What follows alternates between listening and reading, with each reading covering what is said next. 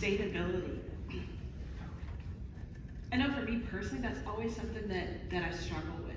Not that I don't want to do it, I just don't understand all that I can and should be doing. And when I start to try it, I move into overwhelm. So what we're gonna try to do today is share some actionable items for you that are gonna keep you from moving into overwhelm and keep you magnetized into action. Sound good? Yeah, very good. So and this is for the group, how has your work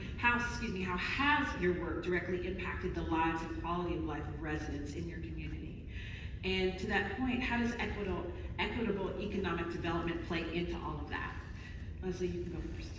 Okay, well, for context, I think I should just quickly describe where I'm from. Please. So Banff National Park is Canada's first and most popular national park in the country. And in order to live in our community, you actually must work in the park. And so that's what's called a need to reside. And so we start the conversation from a place that everyone in our community is a part of our singular industry, which happens to be tourism.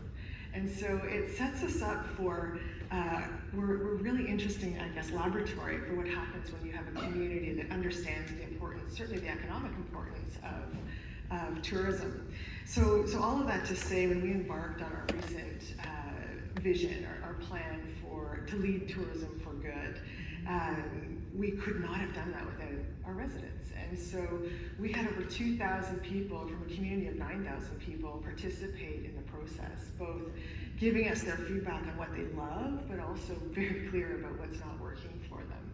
And so I think in answer to the question, for us, we've been able to create programs that are really speaking to both the concerns and the opportunities. And so out of the past number of years where we've engaged with our residents, we've built programs, not ourselves, but our actual business community have built programs, for example, to fund every child in the Banff Elementary School to learn how to ski and to have a ski pass. And so there's a strong belief in our community that tourism is a force for good, and we're trying to deliver more proof points around that. So yeah, I think the list is long, but it's taken us a long time, and it's certainly also come at with some very hard and divisive conversations, because the path forward, the tools, the things that we want to see in terms of actions, it's hard to get everybody to agree on that. The one thing they all agree on is the importance of nature and the fierce desire to protect nature as a part of living, working, and welcoming people to the park. So you're able to build a coalition around that strong point. Absolutely, and that's become our role. Trying to step out of, so this idea of leading tourism for good, this was a co-developed vision where it's actually not the DMOs. We actually realized for us to succeed and move into a more sustainable and resilient future, that we can't be the only champions of tourism. And so we had to sort of step back and shape the conversation, but really build a community of champions for tourism. And yeah, it's an ongoing, I could talk about this for a long time, so I feel like I should have the torch. Prima facie, I love this idea of need to reside. Has anyone else heard of that? I wonder if that would work in the US. We've got lots of rules that we've turned into opportunities. Okay, we'll talk later. Yeah. Paul, the floor is yours. Yeah, I think, just the context is important from Leslie's perspective. In our case here in Victoria, and you're seeing it, this is a small city. There's 500,000 people here. It's a capital city, and the travel sector has been central since the dominant sector since the early 1900s. So as sustainability has become a priority, I noticed in about 2014 or 2015, there was really becoming a division. We were seen as an industry as taking from the community, and the only thing that we were contributing were jobs and taxes. And as another speaker said, is jobs and taxes enough? Our municipality was starting to declare climate emergencies, and real hard targets were coming into place. And we were sitting there as the destination organization, and I remember sitting down one day thinking, not only are we risk of being out of touch, our whole industry risks of being out of touch, we risk of being legislated out of existence if we don't actually start to drive an agenda forward ourselves. And I always came from business. I love the visitor economy, as we now call it. It sustained my family, sustained millions of families. But as the risks were becoming very apparent on the heat map, So, we had lots of interesting conversations, and we do have these small businesses that Jill described that are already embracing it. So we decided to lean into that and really celebrate them, and also really understand that the equitable part came for us through sustainability. That was what I mean through seasonality, making sure that we drove more and more business into the off season and doing everything we possibly could to lower our carbon footprint, which was just a start. So this conference center is completely carbon neutral. We operate completely carbon neutral, but you wouldn't know it from a customer-facing perspective. We found ways through partners like Jill and others to work on our operations to take those things away. And those were early steps. And then what we're really leaning into now is creating employment pathways and small business pathways for underprivileged and underrepresented groups. And I'm very dyslexic. I have a learning disability, so it's a personal passion of mine. And in an era of labor shortages, those are people that really want to work in this industry. So there's a million things that you can do. And as I always say, just look at your inventory of assets and opportunities. I remember me spending time with Tammy when she was at Monterey at the CEO Summit in Asheville, and we really started talking about these types of ideas and how she had to wrestle with that in Monterey. And there are so many opportunities, but having a framework really helps. And I love that you guys are the driving force behind it. I'm curious to know, you talked a little bit about driving tourism during your off-season. Yeah. Talk about a couple of those initiatives. Sure. So, we're sitting in it. We had an underperforming conference center, and the conference season is typically off-peak season. But for example, we had,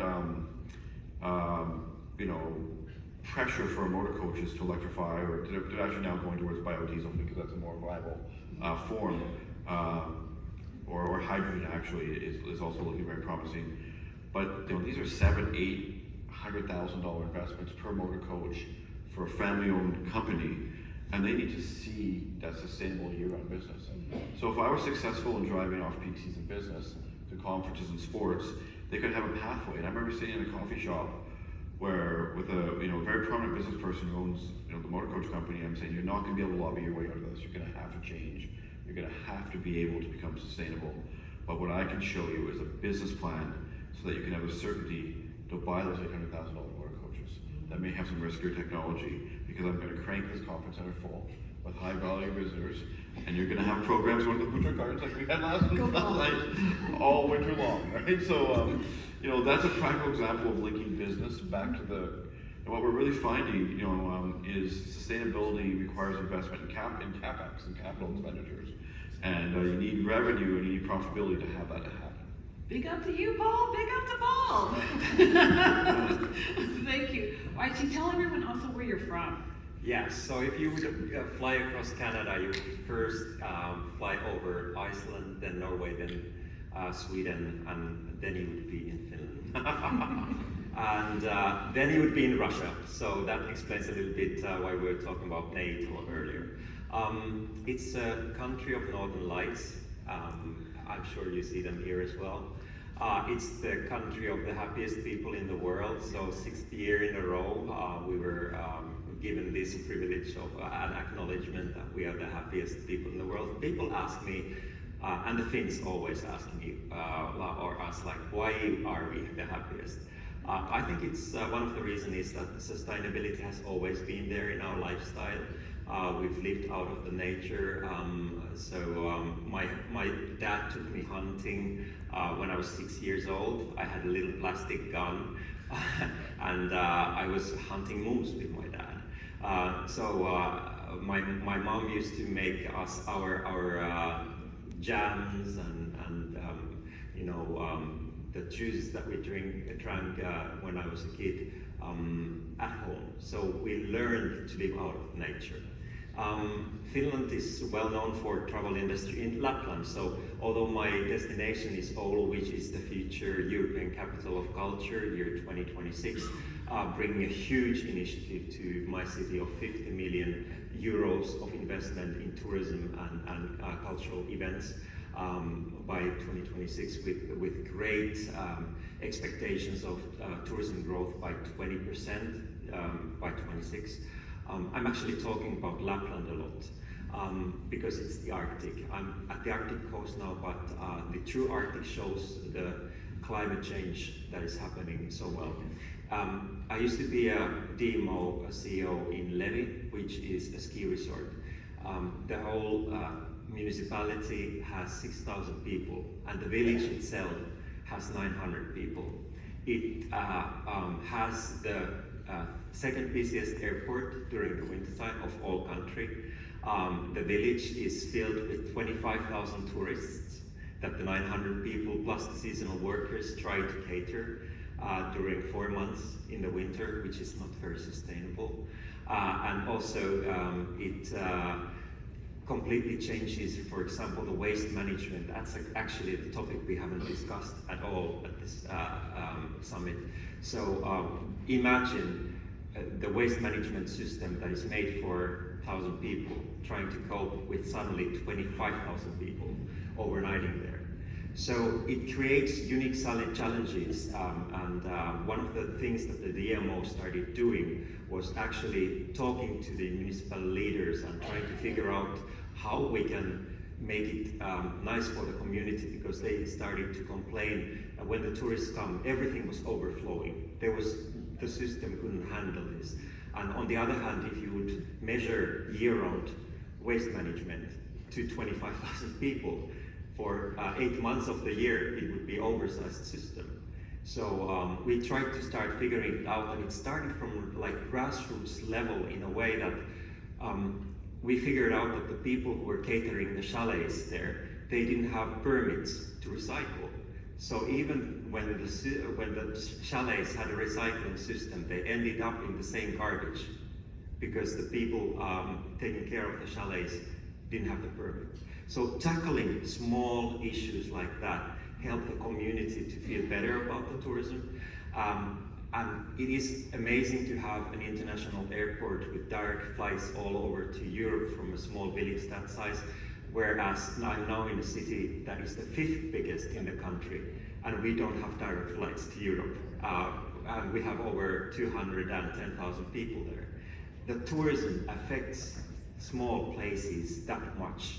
It gives so much, but it potentially can turn the people against you as a tourism DMO if you don't help them to sort out the issues that come along. But my village had 2 full-size hospitals, again, village of 900 people, working year-round actually, in a sustainable way. It's just they don't have so many staff at that point.